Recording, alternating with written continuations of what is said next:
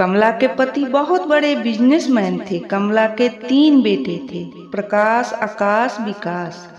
तीनों बेटे भी पिता के साथ बिजनेस संभालते थे। 2 बेटे प्रकाश और आकाश की शादी भी हो गई थी। दोनों के बच्चे भी थे।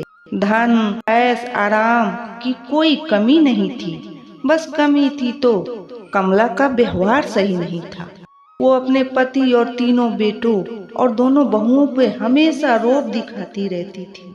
बड़े और बीच का बेटा और दोनों बहुएं और कमला के पति चाह कर भी कमला के इस व्यवहार का विरोध नहीं कर पा रहे थे।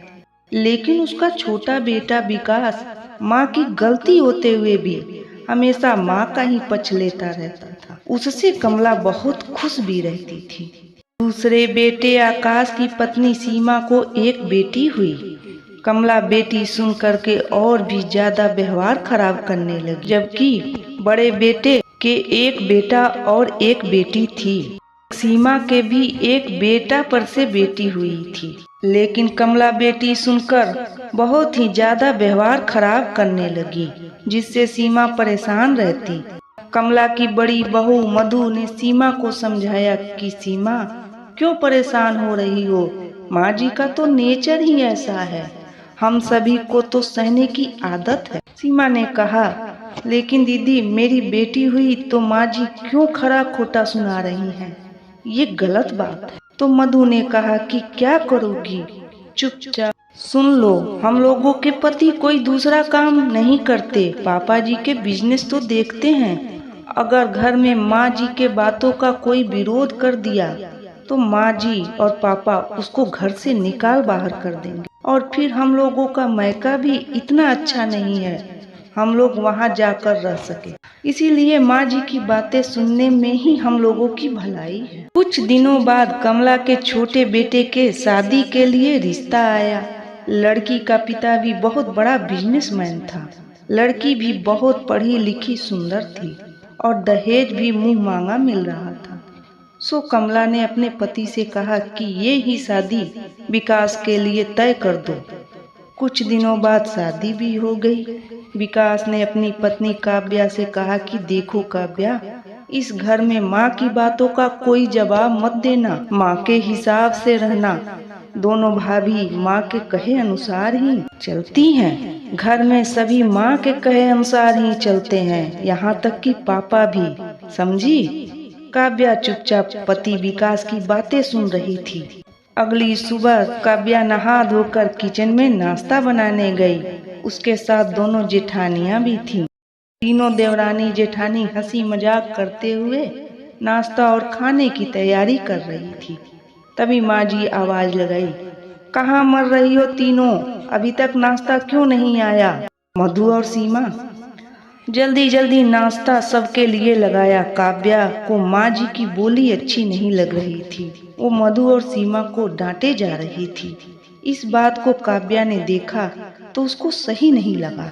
सबके नाश्ता कर लेने के बाद जब मधु, सीमा और काव्या नाश्ता कर रही थी तो काव्या ने कहा, दीदी आप लोगों की कोई गलती भी नहीं थी और माँ जी कैसे बातें सुनाए जा रही थी। मधु ने कहा कि ये रोज का है, माँ जी की बातें अब हम लोगों को बुरा नहीं लगता। सीमा तो रोने लगी, बोली कि दीदी सही कह रही हैं, अब क्या रोज ऐसा ही होता? माँ जी सबको दिन भर डांट लगाती रहती। काव्या के साथ भी ऐसा ही होने लगा। जब देखो कमला अपनी तीनों बहुओं के पीछे पड़ी रहती। एक दिन काव्या ने विकास से कहा कि माँ जी को समझा दो, जब देखो तब बकबक करती रहती हैं। अरे मैं उनकी बहू हूँ, नौकर नहीं। मधु दीदी और सीमा दीदी नहीं कुछ बोलती तो इसका मतलब ये नहीं कि मैं भी चुप रहूंगी। इस पर विकास को गुस्सा आ गया। वो तो माँ की शिकायत कभी सुनता ही नहीं था। उसने काव्या की पिटाई कर दी। अब क्या? काव्या ने सोचा, मैं नहीं सहूंगी माँ जी की बेकार की धौंस। फिर क्या?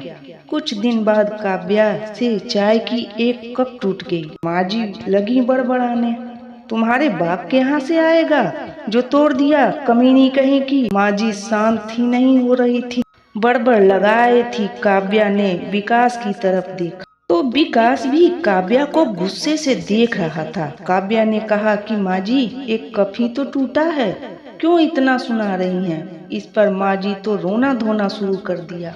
उन्होंने विकास से कहा, देखो मुझे कैसे जवाब दे रही है। अब क्या? विकास उठा और लगा काव्या को मारने। विकास ने काव्या की बहुत ही ज्यादा पिटाई कर दी। घर के बाकी लोग चुपचाप ये सब देख रहे थे। काव्या भी अपने कमरे में चली गई। अब तो ये रोज का काम बन गया था। माँ जी और उनके बेटे विकास किसी न किसी बात पे काव्या को डांटते और विकास तो बात बात पे काव्या को पीटने लगा। लेकिन काव्या अपने मायके नहीं बताती। ऐसे ही समय बीतते गया। काव्या को एक बेटी हुई। अब क्या? माँ जी तो और चिढ़ने लगी। वो काव्या को कुछ न कुछ सुनाती रहती। कल मुही को बेटी हो गई। ये बात मधु और सीमा पे तो बीत चुका था। इसीलिए मधु और सीमा काव्या को समझाती, बोलती, देख काव्या, माँ जी ऐसे ही हैं, तू कुछ बोला मत कर। हम लोग चुपचाप उनकी डांट सुनते हैं, तो तू भी हम लोगों जैसा बन जा। काव्या ने मधु से कहा, नहीं दीदी, ये तो अत्याचार है। क्यों सुनूं माँ जी की फालतू की बकवास। एक दिन काव्या की बेटी जो 3 महीने की थी, उसको बुखार हो गया। काव्या ने डॉक्टर को फोन करके बुलाया। डॉक्टर आए, बच्चे को देखा, दवाई दी और चले। काव्या अपनी बच्ची को दवाई पिलाकर सुला ही रही थी। इतने में माँ जी आई और बोली कि जरा सा बुखार ही तो हुआ था, इसको क्यों डॉक्टर बुलाया? किससे पूछकर बुलाया? काव्या बोल पड़ी, माँ जी, आपके अंदर दया भाव है कि नहीं? मेरी बच्ची बुखार से आंखें नहीं खोल रही थी, न दूध पी रही थी, और आप ऐसा बोल रही हैं? मेरे लिए तो वो बेटे से बढ़कर है। अब क्या? माँ जी का पारा चढ़ गया। बोली, फिर तू जुबान लड़ा रही है मुझसे, अब रुक जा। उन्होंने विकास को बताया, देख विकास, तेरी बीवी ने मुझसे फिर से जुबान लड़ाया। विकास आया और काव्या के बाल पकड़कर घसीटता हुआ पीटने लगा। काव्या को भी अब गुस्सा आ गया। वो भी विकास से हाथापाई करने लगी। माँ जी ये देख बर्दाश्त नहीं कर पाई। बोली, मेरे बेटे को मारेगी? इतनी हिम्मत? कहती हुई काव्या की पिटाई करने लगी। विकास और उसकी माँ ने काव्या की खूब पिटाई की। काव्या फर्श पे लेटी रो रही थी। मधु और सीमा, घर के सभी लोग ये देखकर दुखी थे, लेकिन माँ जी से कौन बोले? आखिरकार मधु से ये सब नहीं देखा गया। मधु ने फोन कर काव्या के पापा को सारी बात बता दी। बोली, अंकल जी, मेरा नाम मत लीजिएगा, नहीं तो माँ जी तो मुझे खा ही जाएंगी कि तूने काव्या के पापा को क्यों सारी बात बताई। काव्या के पिता ने अपनी बहन को सब बात बताई। काव्या की बुआ की भी वहीं से 40 किलोमीटर दूर शादी हुआ था।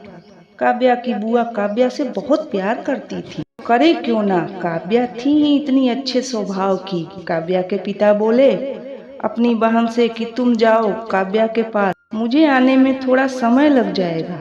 काव्या की बुआ काव्या से मिलने उसके ससुराल आती हैं। बुआ ने जब काव्या का ये हाल देखा, सारे बदन पे चोट के निशान, ये देख बुआ को गुस्सा आया। बोली, किसने मारा तुझको काव्या? बोल काव्या। काव्या ने बताया। बुआ बोली, चल, अभी इस घर के मर्द बाहर काम पे हैं, चल तेरे सास को बताती हूँ। जैसे को तैसा मिलेगा तभी होश ठिकाने आएगा। फिर क्या?